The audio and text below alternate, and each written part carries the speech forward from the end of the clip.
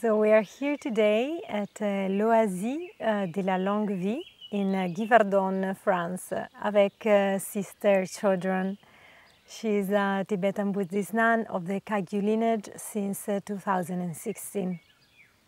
As a nurse, she has been serving people all her life in many different ways. Thank you so much for being here with us and meeting the Women Awakening Project. Thank you. Thanks. Welcome.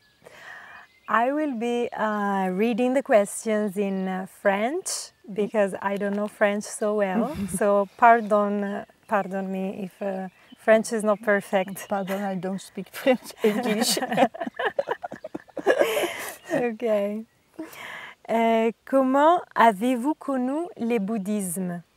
C'est une longue histoire qui a commencé j'avais 7 ans et j'étais traversée par 2 questions. La première, c'est comment me convertir parce que je sentais que c'était pas OK et comment prendre soin des gens, des êtres. Et avec ces 2 questions-là, j'ai cherché, notamment dans les spiritualités très vite, celle de mes parents, le catholicisme. Et j'ai essayé vraiment sérieusement avec certains moines, etc. Jusqu'à l'âge d'à peu près 30 ans. Et puis je ne trouvais pas, parce que je trouvais que c'était trop extérieur à moi. Et donc, je crois que c'est vers l'âge de 30 ans, j'ai fait un rêve. Et j'ai rêvé d'un vieillard qui était assis en lotus avec un grand zen blanc et qui me présentait quelque chose que je ne connaissais pas du tout. C'était des pechas en fait, mais je ne connaissais pas du tout ce format. Et puis ça m'a un peu scotché et pendant plusieurs années j'ai cherché et j'ai trouvé que c'était chez les bouddhistes qu'il y avait ce type de format. Et finalement ça m'a amené à Kagyu il y a 25 ans, 30 ans, une trentaine d'années. Voilà. Et c'est comme ça que j'ai connu le bouddhisme. Quand je suis arrivée au temple de Kagyu et que j'ai vu... Et en fait ce vieillard était Kalo Rinpoche. Et quand j'ai vu son lit, je me suis mise à pleurer en me disant, c'est là. Wow. Comment vit-on le fait d'être une nonne bouddhiste? Avez-vous rencontré des difficultés en tant que femme? Alors, comment vit-on le fait d'être une femme bouddhiste, une nonne bouddhiste? Bon, c'est pas très vieux, puisque 2016, c'est pas si ancien que ça. Je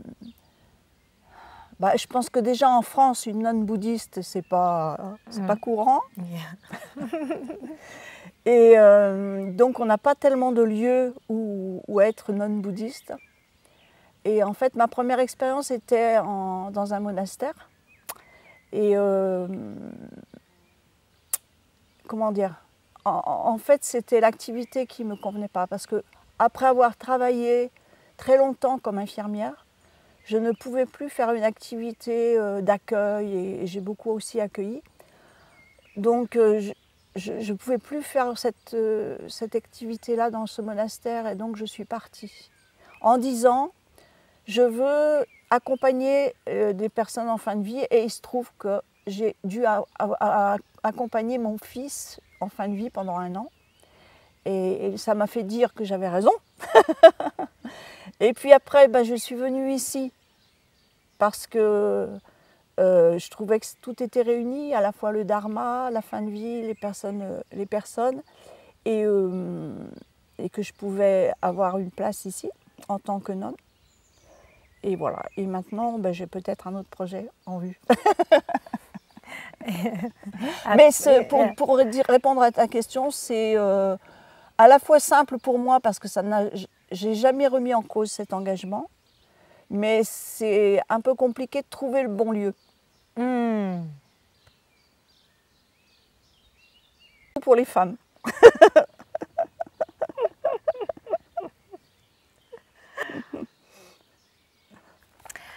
vous avez eu 3 enfants Oui, et une vie très riche oui. avant de vouer votre vie au Dharma. Mm. Comment s'est fait ces choix et comment s'est fait le passage entre une vie laïque et une vie de nonne de moniale? Alors, en fait, ça a été très simple pour moi. Parce que, d'abord, depuis une trentaine d'années, j'ai toujours pratiqué le matin. Quand il fallait que je commence ma journée à 6 heures, je me levais à 5 heures pour pouvoir pratiquer. Et le soir, pareil. Mais ça a toujours accompagné ma pratique d'infirmière. Et quand j'ai pris ma retraite, donc en 2016, je me suis dit, il faut que je ne fasse que ça. Donc ça a été très simple pour moi. Donc j'avais une amie qui est décédée maintenant, mais qui était lama à Kayuling. Justement, ça a été ma première enseignante de Dharma. Et je lui ai demandé où je pouvais trouver un lieu pour aller plus loin dans le Dharma. Donc j'avais trouvé ce monastère de Bodhicharya à Luce et j'y suis allée. Et j'ai beaucoup aimé la pratiquer avec les moines là-bas. Et donc j'ai pris mes vœux, j'avais pris refuge déjà il y a longtemps, mais j'ai pris mes vœux Bodhisattva. Et un jour, je me souviens, je suis montée sur la crête, là-haut dans les Vosges, et je l'ai appelé, mon amie, et je lui dis, Lama Chöni, qu'est-ce qu'il y a après les vœux de Bodhisattva? Comment on peut s'engager plus? Elle me dit, il faut que tu sois nonne. Alors je redescends de ma montagne, et je vais voir Lama Tsultrim, et je lui dis, je veux être nonne. Et lui me répond, aujourd'hui? Et je lui dis, non, je vais peut-être prévenir ma famille. Voilà. Voilà. Wow, quelle belle histoire. Comment la spiritualité a-t-elle changé votre rapport au corps? Mon rapport au corps, la spiritualité, c'est une bonne question.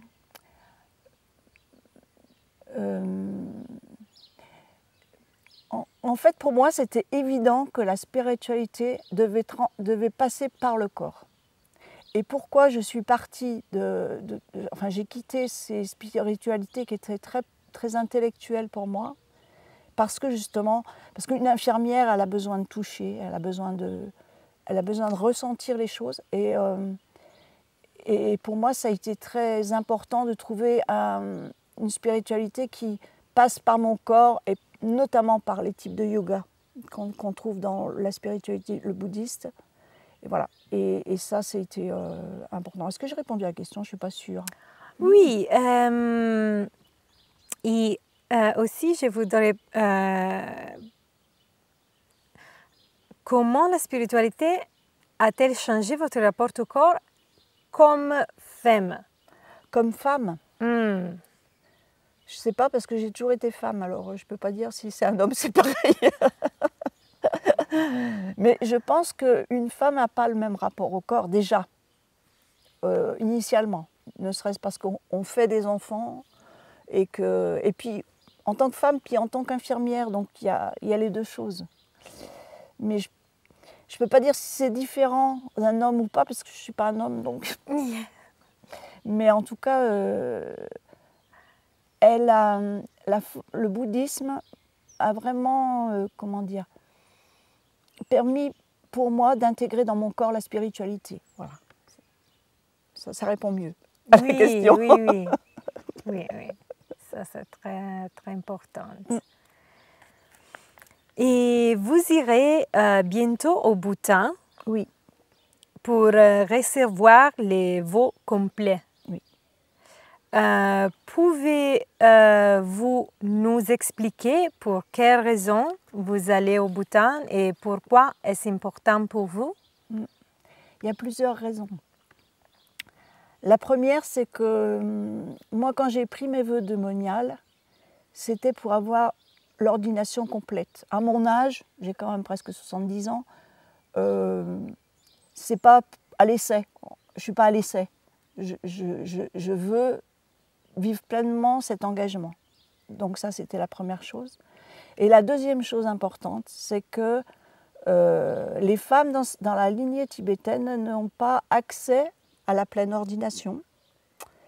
Et pour moi, c'est important d'avoir l'occasion de rejoindre toutes ces femmes qui attendent ça depuis très longtemps. En plus, c'est chouette pour moi parce que ça ne se fait pas. Ça s'est fait il y a 2-3 ans, je crois, au Bhoutan avec les femmes népalaises, himalayennes. Et là, maintenant, c'est ouvert aux femmes occidentales. Et c'est un très beau projet parce que c'est très nouveau. C'est comme si on ouvrait une porte pour toutes ces femmes qui s'engagent dans le bouddhisme.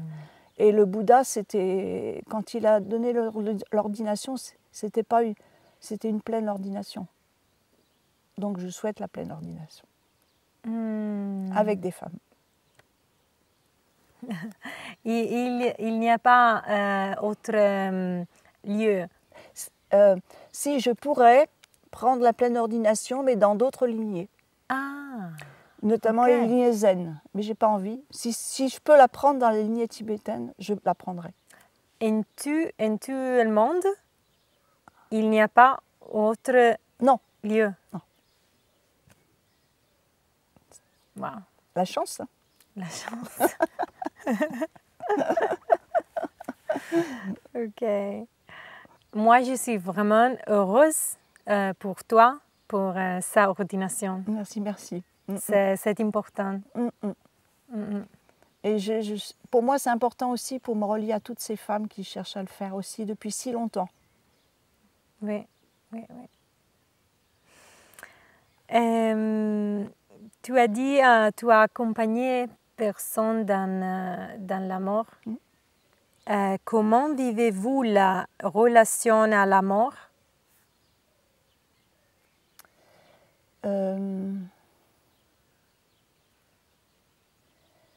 Je pense que j'avais la conscience que la mort n'était pas la fin depuis très longtemps. Comment dire? Ma première expérience de la mort à l'hôpital, c'était pas terrible, on va dire, parce que c'était comme dans beaucoup de services, beaucoup de travail. Et j'étais à côté d'un monsieur qui était en fin de vie et qui allait mourir et je lui tenais la main. Et cet homme, il souhaitait vraiment partir et il me serrait la main très fort. Et puis rentre la surveillante du service qui fait « Qu'est-ce que tu fous là? Tu vois bien qu'il est mort ?» Et lui me serre la main et je me suis dit « C'est raté. » Et donc, à partir de ce moment-là, je me suis dit, il y a un gros travail à faire pour que les personnes, on les accompagne au mieux, au plus juste, dans ce qu'elles souhaitent pour finir leur vie, quelle que soit leur religion ou pas de religion, mais qu'on soit vraiment présent à ce qui se passe et qu'on prenne le temps de le faire. Mais sinon, pour te répondre à la question sur la mort, je trouve que j'aime beaucoup, ça paraît un peu morbide, mais j'aime beaucoup les accompagnements de fin de vie parce que ce sont des ouvertures extraordinaires. Soit avec les personnes, soit avec les familles. Voilà. Et j'aime être là pour peut-être permettre de faire accoucher ces ouvertures-là.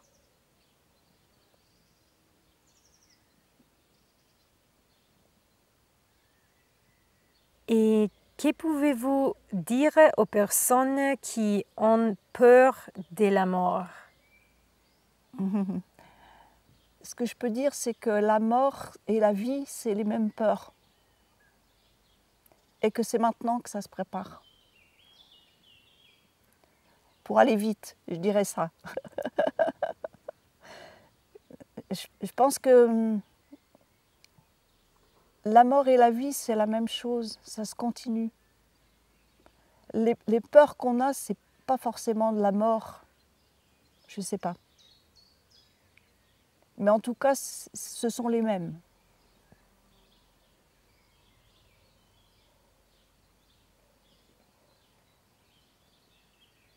Comme on a peur de connaître la vie complètement. Oui. En son... Oui. Ok.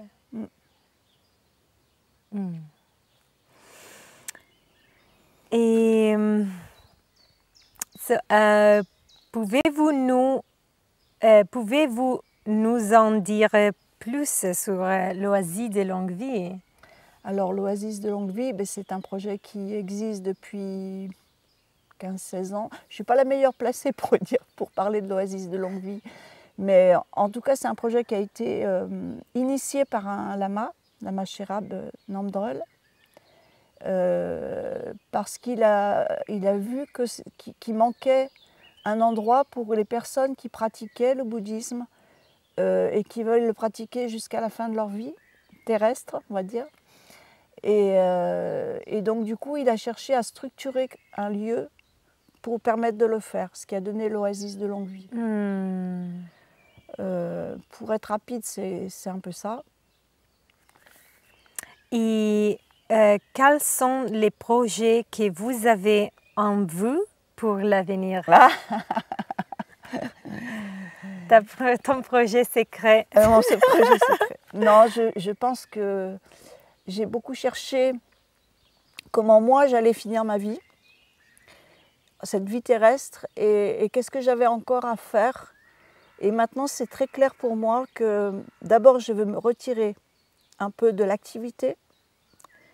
Et ici, il y a encore trop d'activités pour moi, même s'il n'y en a pas tant que ça, mais ce n'est pas la même activité.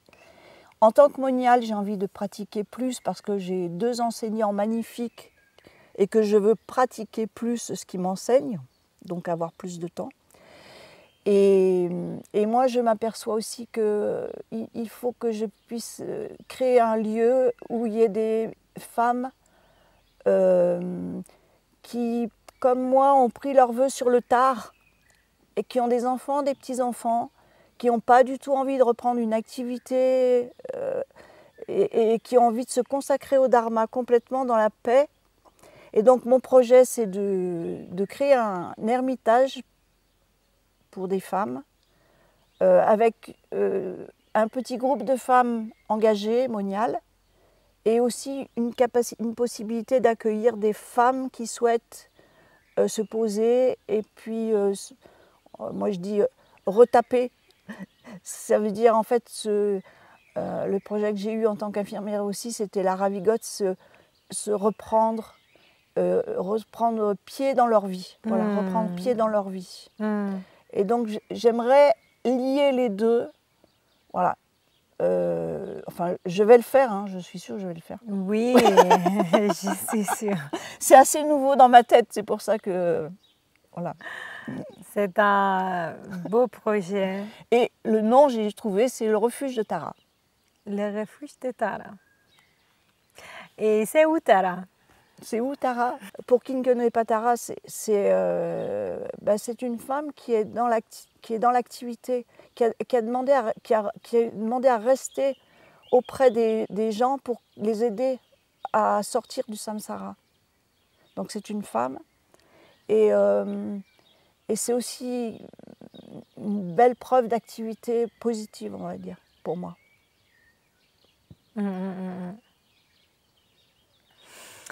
Et quelle est la divinité féminine la plus présente dans votre pratique?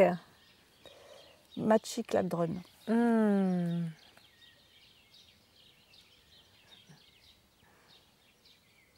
Tu peux dire quelque chose? Je peux dire quelque chose. En fait, je trouve que sa pratique... en fait, Machik Ladron, elle nous transmet une pratique qui permet d'une part de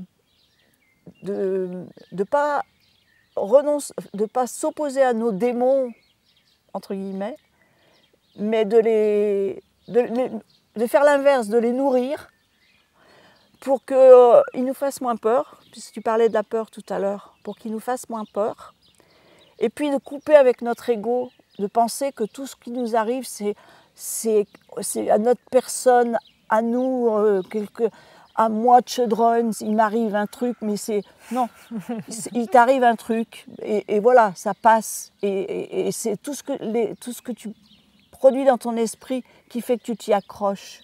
Et donc cette pratique de la coupure, elle est très belle, et je l'aime beaucoup, je la pratique 2 fois par semaine, et voilà, je trouve que ça me convient bien. La pratique de Machik. de nourrir. Ouais. C'est Magic Ladron. C'est le tcheu. Ça s'appelle le tcheu. Ok, ok. Et la question finale. Dans les désordres du monde d'aujourd'hui, quelle approche préconisez-vous pour avoir un corps ouvert? Alors, je crois que c'est une grande question. Je pense que la première chose à faire, c'est de ménager régulièrement dans notre vie des moments de pause. Enfin, je peux parler que de mon expérience, mais moi, ça fait une trentaine d'années que je fais une pause d'1 heure le matin et 1 heure le soir. Pour le matin préparer ma journée, le soir regarder comment ça s'est passé. Ça fait une trentaine d'années que je fais ça, j'ai beaucoup appris de ça. Après, aller chercher des enseignements pour transformer notre esprit, ça me paraît la deuxième chose importante, mais si on a des enseignements et qu'on ne les met pas en pratique, ce n'est pas intéressant. Et la première chose à faire, il y a le... Alors j'aurais envie de dire, je ne sais pas si j'ai le temps de le faire, mais il y a un très beau conte qui parle des grosses pierres. Je ne sais pas si vous connaissez ce conte, mais c'est un très beau conte que je raconte souvent aux gens avec lesquels je discute. C'est l'histoire d'un professeur qui arrive dans sa classe avec un vase. Et dans ce vase, il commence à mettre des grosses pierres. Puis, il demande à ses élèves, est-ce que ce vase est plein?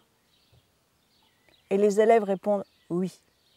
Alors, il sort des plus petites pierres et il les met dans le vase. Et il leur pose la question, est-ce que ce vase est plein? Et les élèves répondent, oui, il est plein. Alors il sort du sable et il le met dans le vase. Et il leur demande, est-ce que ce vase est plein? Oui, il est plein. Alors il sort de l'eau et il le met dans le vase. Et là, effectivement, le vase est plein. Alors, en fait, la morale de cette histoire, c'est, et je le dis souvent aux gens, c'est si on veut arriver... la morale de cette histoire, c'est, enfin celle que je retiens en tout cas, c'est que si on veut arriver à changer le désordre dans ce monde-là, il faut que dans nos vies, on arrive à mettre les plus gros cailloux. Qu'est-ce que c'est qui est essentiel dans notre vie? C'est ça qui me paraît le plus important. Et pour moi maintenant, autant c'était prendre soin des gens en tant que soignante, maintenant c'est vraiment l'enseignement du Bouddha. Et peut-être que je peux le transmettre aussi aux personnes qui viendront me voir à l'Ermitage, je ne sais pas. Mais en tout cas, je pense que c'est ça. Moi, c'est ma grosse pierre maintenant. C'est ma plus grosse pierre. Après, ça, chacun de trouver. Mais je pense que de toute façon, il faut du temps. Il faut prendre du temps. Ça me paraît essentiel. Et il faut trouver des enseignements pour transformer notre esprit. Quels que soient les enseignements, je dirais. Voilà. Il n'y a plus qu'à.